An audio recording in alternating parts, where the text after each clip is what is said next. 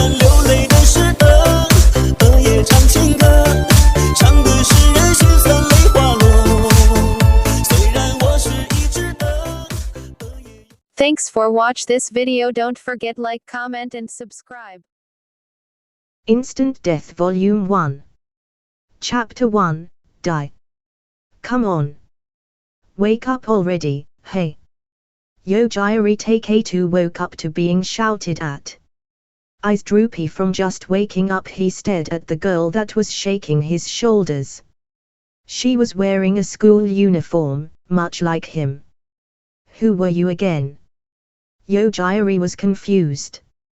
Before he had fallen asleep, the seat next to him, the one in the far back of the field trip's sightseeing bus, belonged to a boy, not a girl. Tomochika Dannoura. Tomochika's yelling sounded desperate. Yogiri recalled that she was one of his classmates, but other than her name he hardly knew her. Are we there already? He asked while rubbing his eyes, recalling that they were headed to a ski resort in Nagano. It was strange for Tomochika, who could barely be called an acquaintance, to come wake him, but the time did feel about right for arrival. No. Forget about that. What should we do?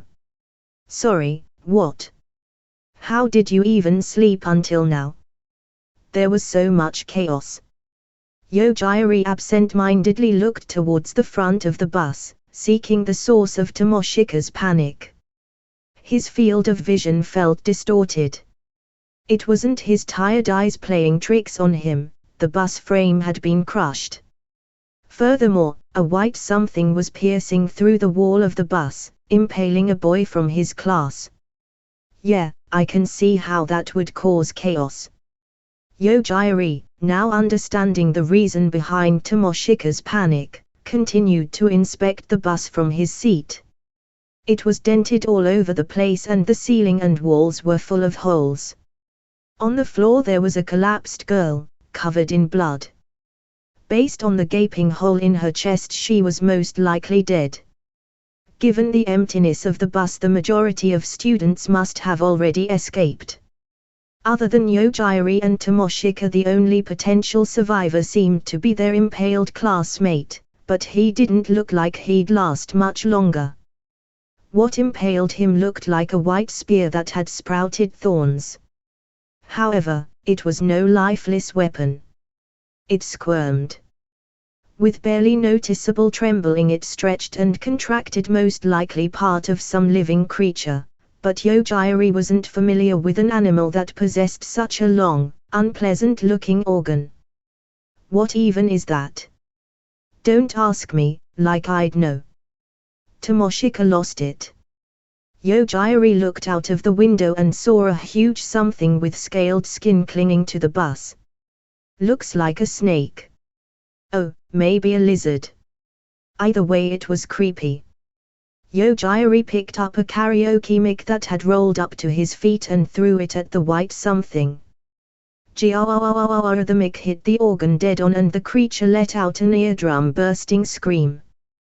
The part that had been shoved into the bus quickly retracted and the impaled boy dropped to the floor. The huge monster hastily took some distance, finally allowing Yogiri get a good look of it. So it was a wyvern, I see. A two-legged winged monster that was huge even among dragons. The organ from earlier was wriggling near the wyvern's crotch. It was most likely its reproductive organ. They appeared to have been attacked by a dragon in heat, and as if that wasn't already difficult enough to believe, the scenery from outside the window further surprised Yogiri. A grass plain stretched out before him. I'm pretty sure when I last looked out the window it was a snowy road at night though. Who cares about that right now? Why'd you have to make it angry? Tomochika, driven by panic, grabbed Yogiri at his collar and shook him. In his shaky field of vision he noticed the dragon's glare and flames leaking from its mouth like manifested rage. Ah! His eyes still on the dragon, Yogiri let out a voice of realization. What? Did you figure something out that'll save us? Tomochika stared at him with expectation sparkling in her eyes. Ha! Oh, no, I was just thinking, so this is what dragons having sex with cars was about. What are you even talking about? Dragons having sex with cars was one of many peculiar modern crazes, but before Yogiri could begin his explanation he was interrupted. Roo-oo-oo-oo, the dragon roared and set its massive wings into motion, raising its ridiculously large body into the air, and after gaining some height it nosedived back down towards them. Yogiri voiced his thoughts. Now it's looking grim. The bus inside was slanted, the aisle was narrow, and on top of that there were corpses lying around. Escaping it in time was most likely impossible.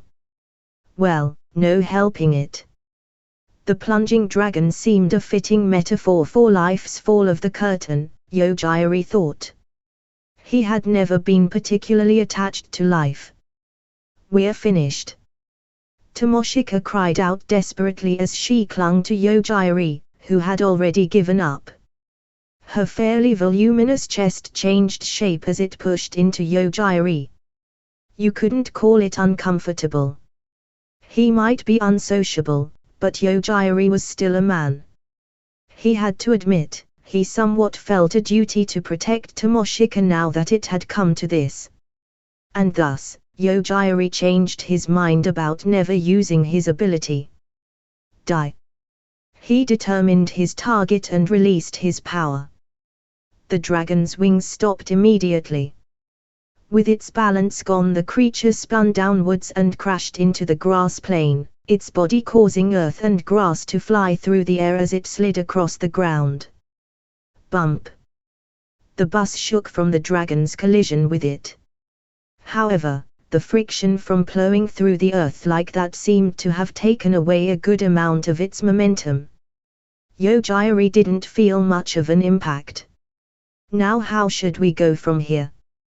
They had escaped danger for the time being, but the situation was still beyond Yogiri's understanding. Dannoura-san. Looks like we're saved. Really? She continued to cling on to him for a little while longer, but after realizing that things had quieted down she hesitantly lifted her head and separated from Yogiri. Ha! But why? What just happened? Tomochika looked out of the window with a vacant gaze. That's what I'd like to ask, but let's stop panicking first, okay? Rest a little and we'll talk after that. Before discussing what to do next, there was a need to grasp the current situation. Tomochika's cooperation was necessary for that, but because of how visibly distraught she was, Yogiri decided to wait for her to calm down first. He took out his handheld console from his bag and booted it up. It was a popular hunting game that he had started playing just recently. Does this seem like the time to play Monster Hunter to you? Tomochika was being surprisingly rational. 虽然流泪的是鹅，鹅也唱情歌，唱的是